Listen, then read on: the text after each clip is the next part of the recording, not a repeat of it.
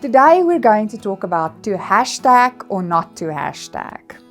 So when organizations see hashtags happening, we've seen so many happen since social media has reached its peak and many people have access to Facebook, Twitter and Instagram.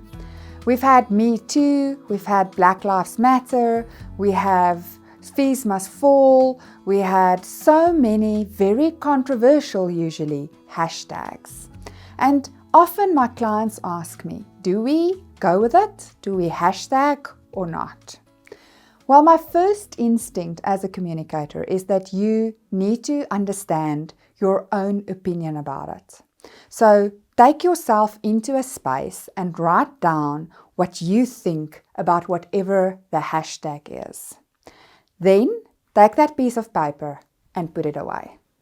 Because your own opinion, when you are advising your organization, really has no space there. Then you have to be very, very careful on how you approach your company's brand and be authentic. If you are going to go with a hashtag, but your operational doing, your everyday doing contradicts it, you are going to be in so much trouble, you won't be able to cope with it. So my first instinct is take your time. You don't have to hashtag 2 minutes after the hashtag became popular. We have a great couple of steps that you and the executives in your organization need to sit and discuss and make a very informed decision on whether you're going to hashtag or not. So where do you start? You firstly start evaluating the reputational risk. And you have to evaluate it when you do hashtag and when you don't, when you keep quiet. So we have a checklist available that talks you through who are your audiences, what are the risks for your reputation, from a legal perspective, from a brand perspective, from a practical perspective. Are there any things in your organization that contradicts the stance that you want to take by supporting a certain hashtag? And you have to think through these things very carefully. Secondly, once you've completed the reputational risk analysis, you need to ask yourself 4 questions. The first one is, why do we want to support this hashtag? Are we just doing this because everyone is doing it? Do we have some consumer pressure? Do we have some employee pressure? Why do we want to do it? You need to have an answer to that question and be very sure on what your purpose is for supporting or not supporting the hashtag. The next thing you need to ask yourself is, what is my values?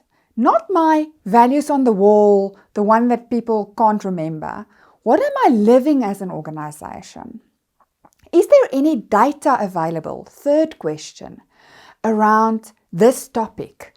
If it is a controversial topic, I would really recommend that you take a pause and do some research. Ask people questions internally around it before you make an external statement. And my last recommendation, the 4th thing you need to be very clear on is, what am I going to do when I make this hashtag? Because words on its own is not enough. To hashtag or not to hashtag is actually not the question. What am I going to change in my organization?